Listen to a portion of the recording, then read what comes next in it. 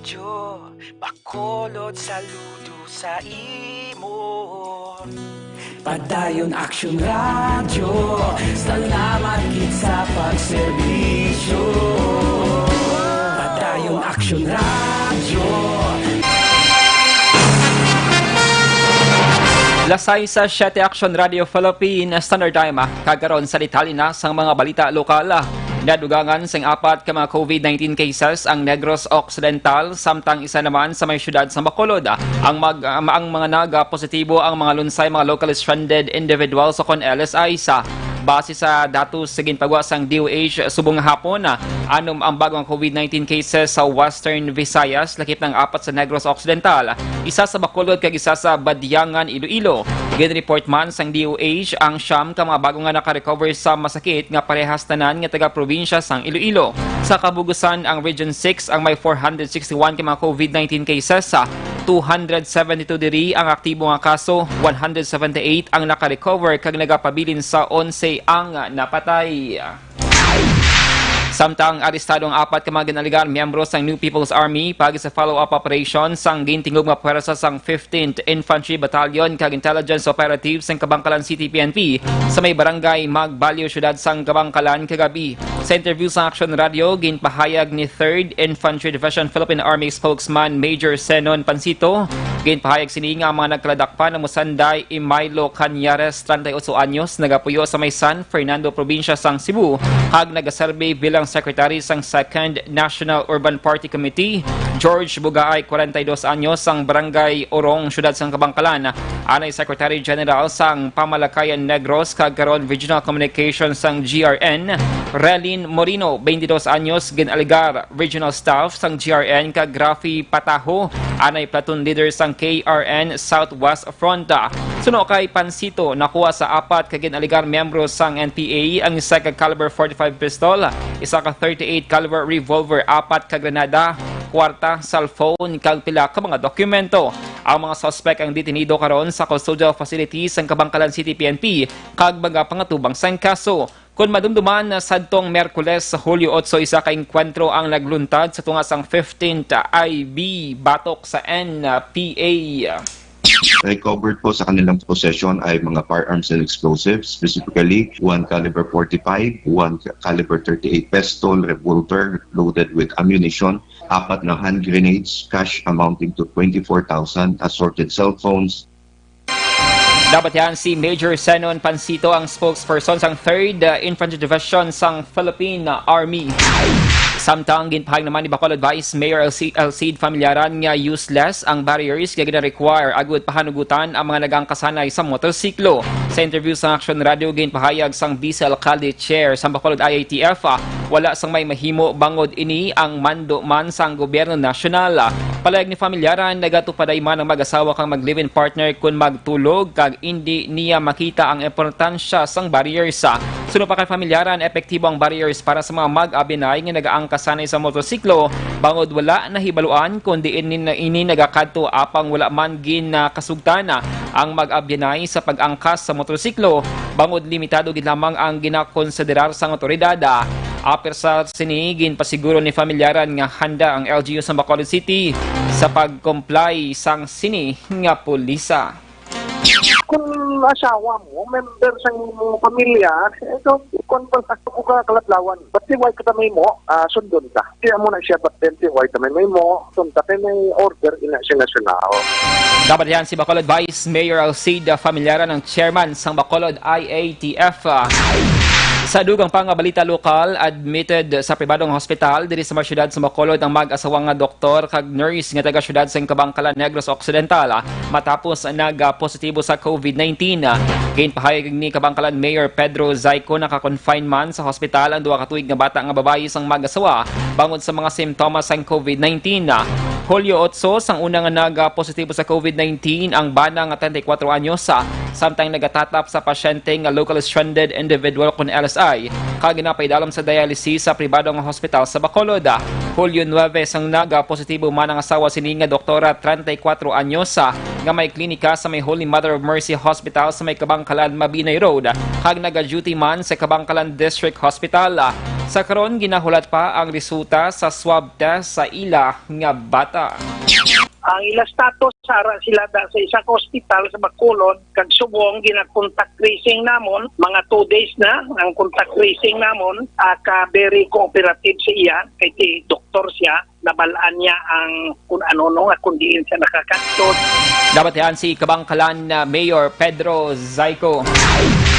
Sa dugang pang balita lokal, arestado ang isa ka high-value target ako na HVT sa drug bypass operation na ginpatigayon sa mga operatiba sa Bacolod City Police Office City Drugs Enforcement Unit akon BCPO-CDEU sa may Purok Sigay, Barangay 2, syudad sa Bacolod kay inasang hapon na Sabado. Ang mga nagladakpan ginkilala kay Cyril Cuadra, 26 anyos, isa ka drug surrendery, hag nalakip sa drug watch list ang BCPO. Sunod sa team leaders ang BCPO-CDEU, naglawig sa isa ka simanang surveillance bato kay Cuadra sini nga nadakpan na recover sa operasyon ng 6 kadalag bukod 5 ka palaba nga plastic sachet sang suspected shabu nga may kabugaton nga 30 gramos kay ginabuluban na nagabalo sang 204,000 pesos. Nakuha man ang 500 pesos nga kwarta kag pula nga kahita. Si Cuadrang nagsungka sa Oplan Tokhang nga programa sang PNP tinalikdan nga tuig apang liwat kinagbalik sa negosyo sang illegal nga droga tinalikdan nga mga binulana. Kaso nga paglapas sa laing nga nagadumili sa pagbaligya kag paghupot sa illegal nga droga ang ipasaka batok sa suspect nga karon preso na sa custodial facility sang police station number 2. Nagkanda kita ka bypass operation, so more or less 1 week na natin na gina-monitor si Cyril Cuadra sa so it's beaten isa with the IR sa aton BCPO drugs watch list and surrendery. Dapat yan ang team leader sang BCPO-CDEU. Una sa balita, una sa aksyon. Lasay sa 3 Action Radio Philippine Standard Time, hindi gid maglipat nga magidom sang DTX 500 para sa complete nga management sa inyong liver detox. Mag DTX 500 capsule sa kada adlaw. Ang DTX 500 na may detoxifying compounds nga nagatingno sang aton nga dugo kagatay. Ini man ang mayar sang active ingredients sa phytochemicals kag antioxidants sa pangontra sa liver inflammation, cirrhosis kag cancer. Para sa healthy nga liver, make sure to stay active, healthy kag fit. Mag DTX 500 capsule sa kada adlaw. Ang produkto nga DTX 500 ang pwede na ma-order online kag ma-deliver sa inyong nga balay. Magbisita lamang sa www.kalusuganyan.ph or pwede man i-check ang Kalusugan Yan Facebook page. Una sa balita, una sa aksyon. Detalye sa mga nagapanguna nga balita nasyonal pagkatapos gid lamang sini. Sa dinami-dami ng usapin ngayon tungkol sa COVID-19, nangingibabaw ang tanong tungkol sa expanded testing. Ano nga ba ang expanded testing? Bago natin sagutin ito, mahalaga munang malaman natin kung ano ang confirmatory test para sa sakit na COVID-19.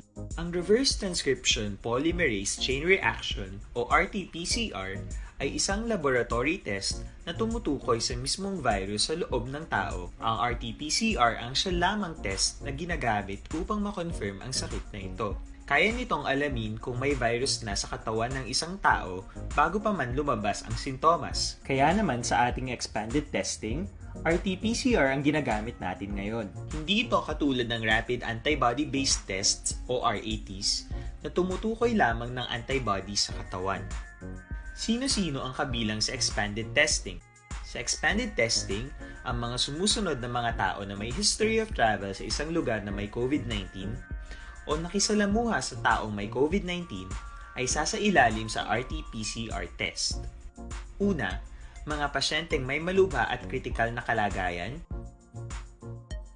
Ikalawa, mga pasyenteng may edad 60 pataas, pasyenteng mayroong ibang sakit, o mga pasyenteng may maselang pagbubuntis. Ikatlo, mga pasyenteng may bahagyang sintomas.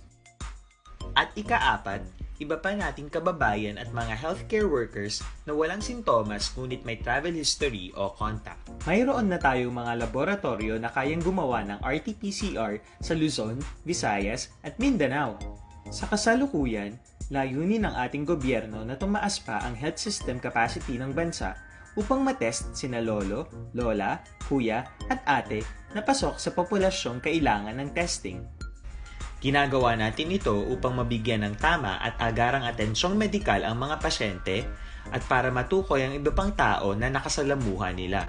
Mahalaga ang pagpapatest sa paglaban sa pandemya Pero mas mahalaga kung mapapanatili ang kalusugan ng ating katawan. Mas mainam kung lalabanan natin to ng sama-sama. Ika nga, prevention is better than cure.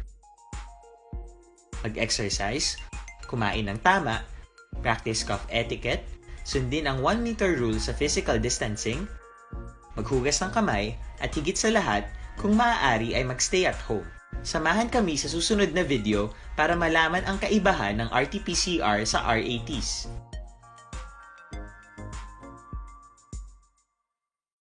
Sa dinami-dami ng usapin ngayon tungkol sa COVID-19, nangingibabaw ang tanong tungkol sa expanded testing. Para labanan ang banta ng COVID-19 sa ating bansa, mahalaga ang kooperasyon ng bawat isa. Ang pananatili sa loob ng bahay ay isa sa pinakasimple pero pinaka-epektibong paraan para hindi kumalat ang virus. Kunwari, ikaw ang tuldok na ito. Malusog ka at malakas. Lumabas ka ng bahay. Ang hindi mo alam, may nakasalamuha ka ng may COVID-19. Tandaan, mahirap malaman kung sinong may virus, pero madali itong maipasa. Nasa aksyon!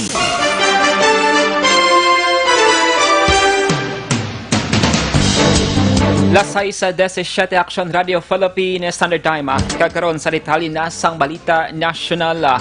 Ginuntat sang Philippine National Police ang tanan nga aktibidad para sa bago nga mga kadet kasunod sa pagtaliwan sa isa ka kadet sa Philippine National Police Academy o PNPA.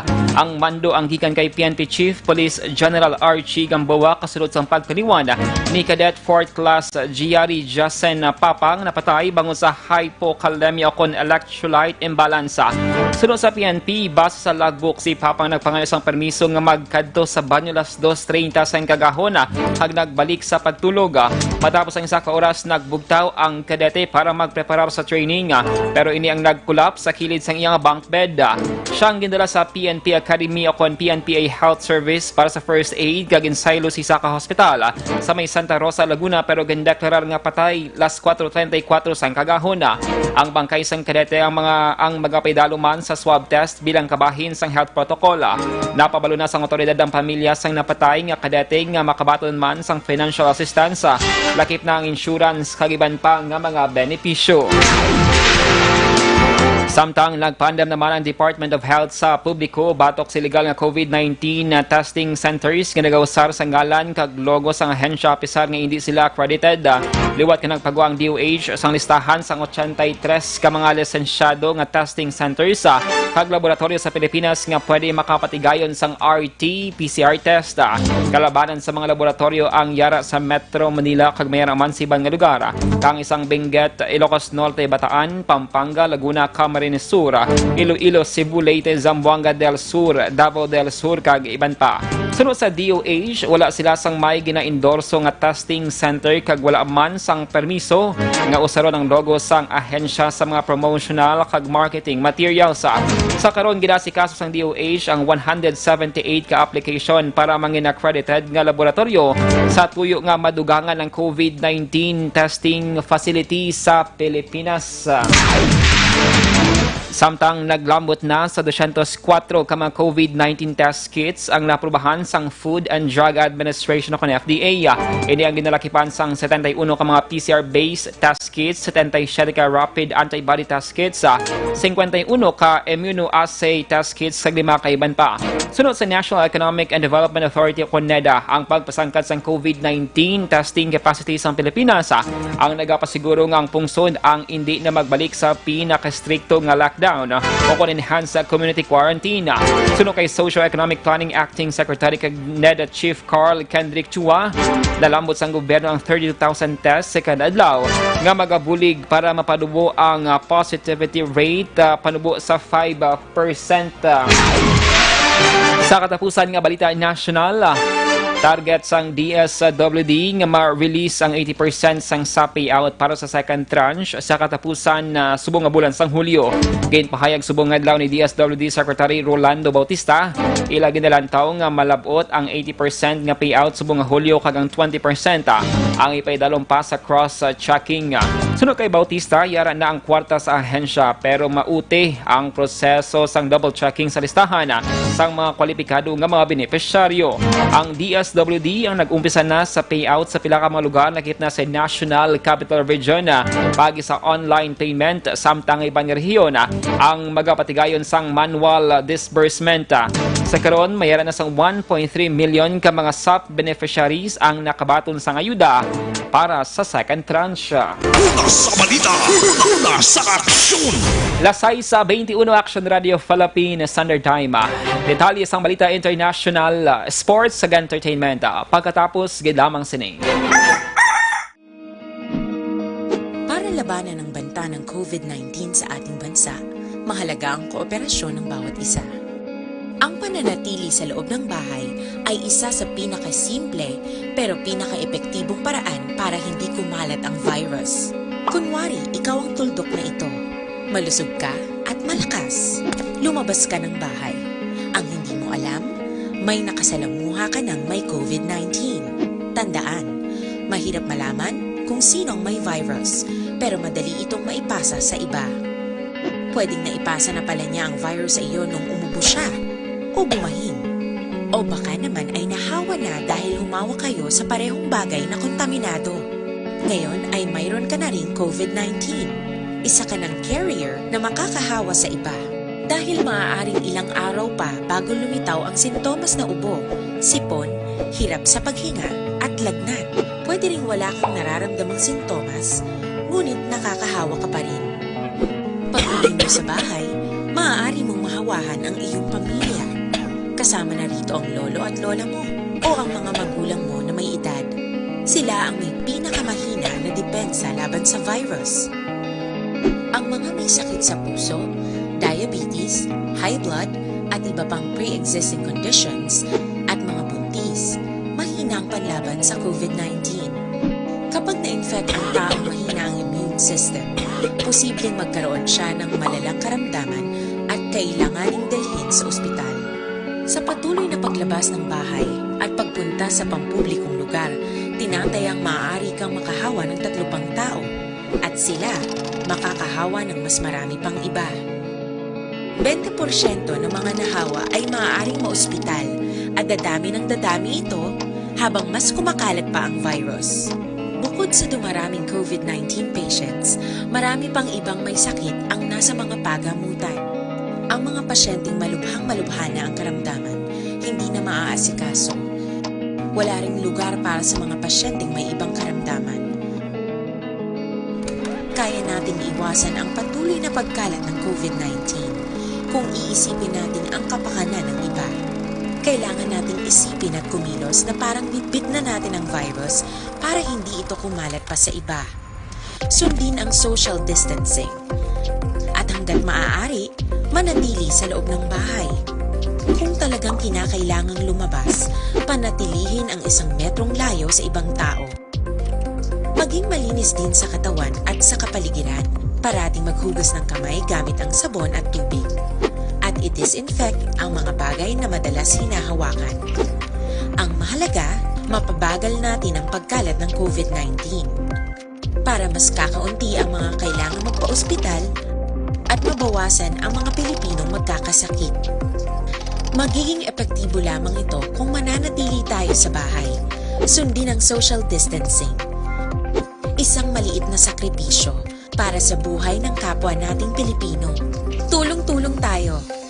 Let's beat COVID-19.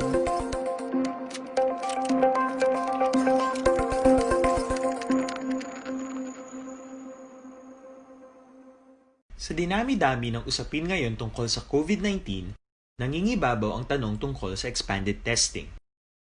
Ano nga ba ang expanded testing? Bago natin sagutin ito, mahalaga munang malaman natin kung ano ang confirmatory test para sa sakit na COVID-19.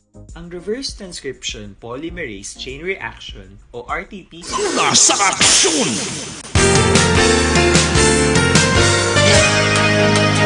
Lasay sa 26 Action Radio Philippine Standard Time. Kagaron sa detalye na sang balita international. Ika-6 na ang pungsod sang France nga nag-report sang masobra 30,000 ka mga COVID-19 death. Sunod sa Health Ministry, 30,004 na ang napatay sa COVID-19 sa France. Kag 25 ang bago nga napatay sa nakaligad nga 24 oras. Na-record man sa France ang masobra 600 ka mga COVID-19 cases sa tatlo na kasunod-sunod nga adlaw. Ang France sa kabugusan ang mayara sang 170,752 ka mga COVID-19 cases. Una sa balita, una sa aksyon. Kag sa naman nga sports balita, nagperma sa Brooklyn Nets si Michael Beasley bilang substitute player sa nabilin nga season. Nagwa man ng report nga nagdugang man sa team si Donta Hall. Wala ginbolgar ni Beasley ang financial terms sa gintanyag sang team, pero ini ang magaserbi pa sa 5-game suspension kasunod sang pagbaylar sang anti-drug policy sang NBA sa Abril. Si Beasley, 31 anyos, ang naghampang sang 26 ka mga games para sa Los Angeles Lakers sa nalikdan nga season. Kag nag-average sang 7 points, kag 2.3 rebounds antes nga gin-trade kay Vika Zubac sa Los Angeles Clippers para kay Mike Muscala. Ito na ka-team ang nahampangan ni Beasley sa sulod sang 11 ka mga season. Una sa balita, una sa aksyon. Kag sa naman nga showbiz balita, nag-walk out si Vice ganda sa opening number sang It's Showtime kaina nga adlaw. Ini ang nag-trending gilayon sa Twitter. Samtang nagakanta si Jong sa bahin sa opening programa. Nakitaan sa camera nga nagtalikod si Vice sa ginaglakat pabalik sa backstage. Wala nagbalik ang host sa stage para tapuson ang opening number. Ginpathaga ni Vice sa Twitter post sa kinahanglan sini nga mag-exit para maghibi. Sunod sa komedyante, okay na siya matapos maghilibion. Wala man ginpathag ni Vice gandang rason sang iya paghibi, pero madamo sa mga netizens ang nagapati nga ini ang angot sa pagbasura sang Kongreso sa renewal application sang ABS-CBN. Una sa balita, una sa aksyon.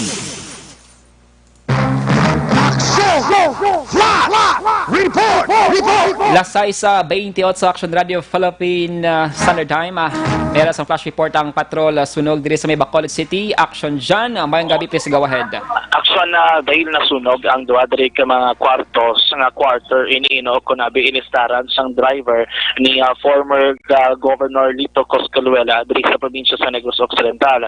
Ang sunog ang nagluntad diri sa may Phase 1 Santa Clara Subdivision sakop sang Barangay Mandalagan sulad sang Bacolod. Sini nga matulyon nagpatigay na sa mapping operation ang katapos sang Bureau of Fire Protection Bacolod. Kaupod man at pila ka mga volunteer fire brigade kung sa sining nagluntad abi no nga sunog karon kinamang nga si Axel ka makita naton dugin tupok gid sang kalayo ang sulod sining quarters duwa ni sabi ka kwarto no nga separado may separation siya and then ang nahamtang ini sa pagsulod mo sa gate mismo sang balay ni former Governor Coscaluela yari ni siya sa may right side no ang ining inistaran sang iyabi nga mga drivers dud lagko man ang kwarto Oxondale ang sulod sini duay nagimirkit ang kita nga bilin even ang JLC gibuka posible no para masapos sabi nga ma-check ang sulod dira.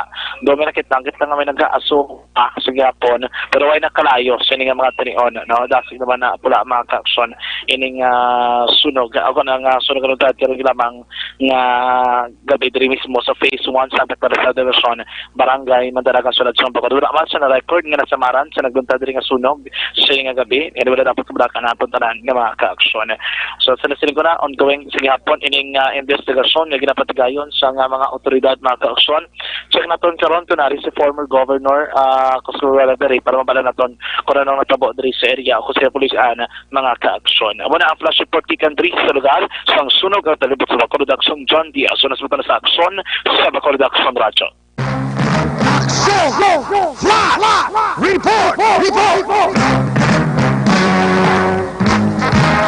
Una sa balita, una sa aksyon. Lasay si Media Action Radio Philippine Standard Time. Inyo nabatian ang kabugusan nga mga balita sa Action Balita Evening Edition. Subong adlaw Sabado, Hulyo 11, tuig 2020. Saliwat ako ang inyong atag balita Action Dale Salazar. Una sa balita, una sa Action sa Bacolod Action Radio.